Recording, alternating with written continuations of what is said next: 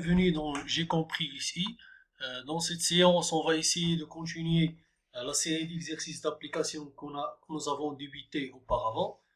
Dans cet exercice, il est à mentionner qu'on va travailler avec la convention numéro 2. Ça veut dire quoi? Ça veut dire qu'on va travailler par moins ce qui est à gauche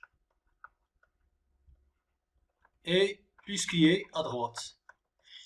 Pour avoir plus de détails sur la convention numéro 1 et numéro 2, donc vous pouvez revenir à la séquence ou bien à la séance du cours, donc je pense partie 2, donc dans laquelle vous allez trouver donc plus de détails sur les deux conventions, soit numéro 1 et numéro 2. Il est à mentionner encore que ni la convention numéro 1 ni la convention numéro 2 n'a été imposée ou bien a été normalisée. Donc, dans pas mal de bouquins, on peut trouver la convention, certains travaillent avec la convention numéro 2, certains travaillent avec la convention numéro 1, et même on peut trouver quelqu'un qui travaille avec la convention numéro 1 en traction et en torsion, et la convention numéro 2, il travaille en flexion. L'exercice d'application sur lequel on va travailler, on va prendre donc un arbre de transmission guidé en rotation par deux roulements à billes à contact radial, dont nous avons modélisé la première, donc, qui était une liaison euh, circulaire ou bien routile de centre A, et pour la deuxième, donc, nous avons une liaison linéaire annulaire d'axe BX. Donc, de plus, cet arbre, elle va suivre des efforts d'action mécanique au niveau du point C. Donc, nommé torseur d'action mécanique, donc 4 sur 1, donc qui est là une résultante d'action mécanique, moins 100 porté par X, 600 porté par Y et moins 50 porté par Z. Donc, pour cet exercice-là, on va essayer tout d'abord d'appliquer le PFS, le principe fondamental de la statique. L'objectif, ce sera de déterminer les actions mécaniques de liaison, donc au niveau de la liaison routile et la liaison linéaire annulaire. Donc, deuxièmement, on va appliquer, donc on va essayer d'appliquer ou bien de appliquer le principe que nous avons vu du torseur de cohésion pour déterminer les différents types de sollicitations à laquelle est soumis cet arbre de transmission. Donc, tout d'abord, on va essayer de donner le torseur d'action mécanique appliqué par 2 sur 1, donc de la liaison routile, donc toujours de centre A. Donc, elle a trois composantes en statique, donc XA, YA, ZA, quand vous pouvez utiliser une autre notation, donc vous pouvez noter AX, AY, AZ si vous voulez, bien sûr. Donc 0, 0. Et toujours mon repère, il va être le repère R, X, Y, Z. Pour la deuxième, donc nous avons donc un torseur d'action mécanique au point B, donc de 3, donc appliqué sur 1 toujours. Donc, elle sera toujours au point B. Donc, ici, pour la liaison linéaire annulaire, au niveau de torseur d'action mécanique, il a deux composantes. Donc, on va trouver donc 0, X, B, Y, B et Z, B. Et pour les moments, nous avons 0. Toujours notre repère, elle va être R. Pour C, donc, nous avons vu que la résultante, donc on va noter ici le torseur d'action mécanique de 4 sur 1, donc appliqué au point C. Donc nous avons moins 100 porté par X, nous avons 600 et nous avons en fin de compte moins 50. Et pour le moment, nous avons 0, 0, 0. Voilà pour cette première partie. Donc, la deuxième partie, donc on va appliquer le PFS, le principe fondamental de la statique. Ça veut dire on va avoir donc sigma, donc les torseurs d'action mécanique, donc appliqués par l'extérieur, on va la nommer 1 bar pardon, sur 1 et va égal à torseur nul. Sauf que il est à mentionner que ces torseurs-là, ils doivent avoir le même point d'application.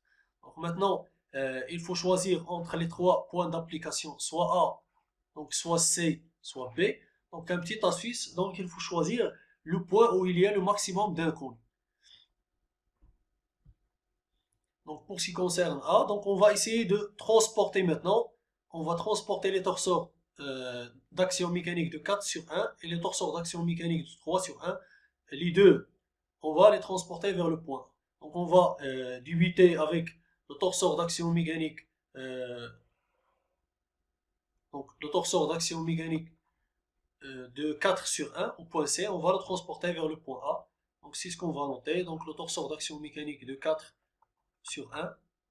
Donc cette fois-ci, donc elle va être appliquée au point A. Donc pour la résultante, il ne change pas. Donc on va toujours avoir moins 100, 600 et moins 50. Voilà, donc pour la résultante, il ne change pas. Pour ce qui concerne le moment, donc je vais essayer d'écrire la formule. Donc on va avoir le moment au point C, plus donc la distance AC, vectorielle la résultante. Donc ici, beaucoup de gens ils confondent le point avec lequel il faut commencer. Donc vous pouvez avoir soit, toujours il faut commencer par le point où vous avez débuté où vous avez transporté votre torseur, pardon. Donc soit vous écrivez AC vectoriel la résultante, soit vous écrivez autrement la résultante vectorielle CA. Donc comme vous voulez. Donc pour le moment au point C, donc nous avons eu 0, donc 0, 0, plus donc la distance AC ici, c'est 0,8 ou bien on peut la noter A si vous voulez, portée par l'axe X, donc on va avoir 0,800. Pour la résultante, on va avoir moins 100, 600 et moins 50. Voilà, donc ce qu'il reste maintenant, c'est de effectuer le calcul vectoriel. Donc toujours, donc à noter que la résultante elle ne va pas changer. Donc ce qu'on va voir ici, on va pour la première ligne, on va avoir 0. Donc on va appliquer la règle de Gamma.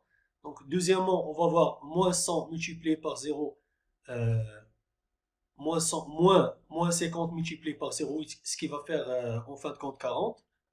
Et pour la dernière ligne, on va avoir 0,8 fois 600, ce qui fait 480. Voilà notre torseur d'action mécanique. Maintenant, de 4 sur 1, appliqué toujours. Donc, on va passer dans la switch. On va passer vers le torseur d'action mécanique. Cette fois-ci, appliqué au point P, ça veut dire de 3 sur 1. Donc, on va voir le torseur d'action mécanique de 3 donc, sur 1. Donc, on va voir cette fois-ci le point A. Donc, pour ce qui concerne la résultante, donc, elle va rester la même. Donc, ZB.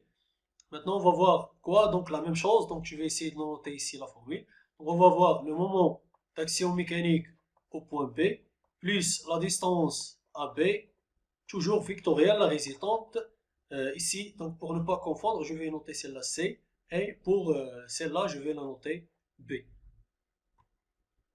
Donc, pour le moment, nous avons eu un moment nul, plus la distance AB, nous avons 2 mètres 0, 0. Vectorielle, la résultante, nous avons eu 0, YB et Z.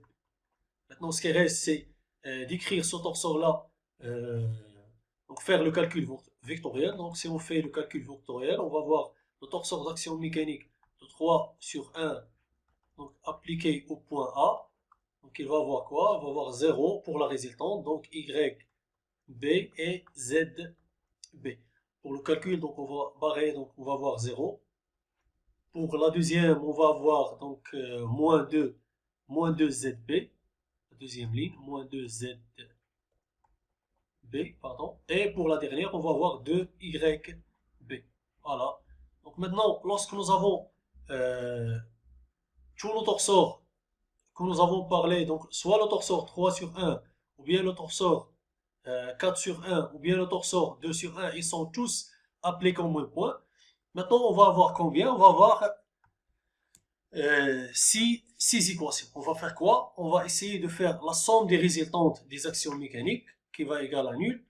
Donc, tout en projetant sur chacun des axes. Et on va faire la même chose avec les moments d'action mécanique appliqués au point A. Et on va projeter sur l'axe. Donc, première équation, on va prendre Voilà, donc suivant les résultantes, suivant, euh, pardon, celle-là, je ne dois pas la prendre.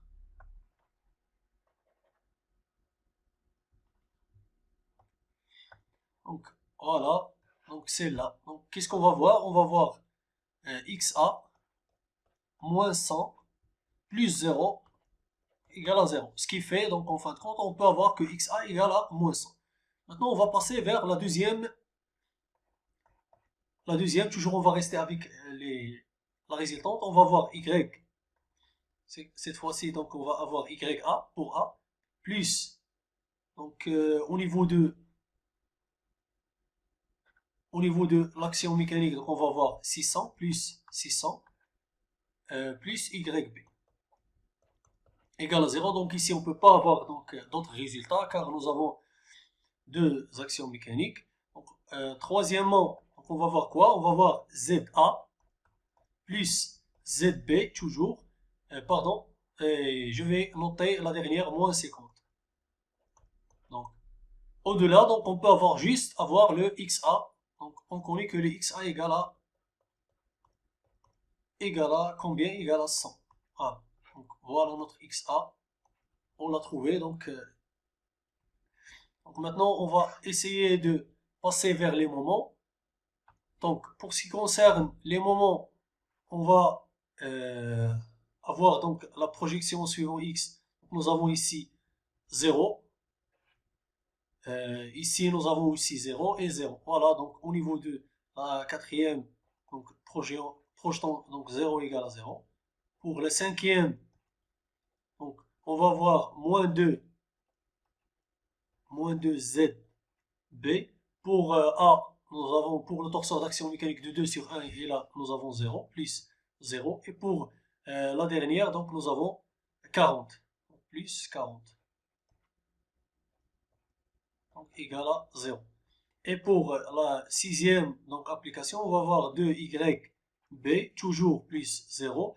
Et pour la dernière, nous avons plus 480, égal à 0. Donc maintenant, on peut calculer donc soit ZD, donc nous avons quoi? Nous avons Z.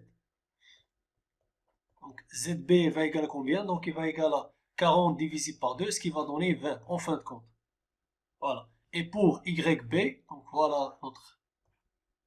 Donc, et pour YB, on va voir quoi ici? Donc on va voir moins 200, donc 480 divisé par 2, ce qui va faire moins 240. Voilà. Et pour le reste, on peut revenir sur l'équation numéro 2 et l'équation numéro 3. On va remplacer YB par 20. Donc, qu'est-ce qu'on va voir? Pardon, par moins 240. Plus 600, on va avoir, pour ce qui concerne YA, on va avoir 360. On va le passer vers l'autre côté. On va trouver YA égale à moins 360. Donc, ce qui reste en dernier lieu, c'est ZA. Donc, on va faire la même chose. Donc, on va remplacer ZB par 20. Donc, moins 50, ce qui fait moins 30. Donc, on va le faire passer vers l'autre côté, ce qui va faire 30. Voilà. Maintenant, voilà. Donc, ce sont les inconnus d'action mécanique que nous avons cherché dès le premier. Donc, nous avons ici XA, YA et ZA. Ils sont mentionnés ici. Et nous avons YB, ZB. Voilà, donc, voilà, tout maintenant. Et les inconnus de liaison mécanique, ils sont connus.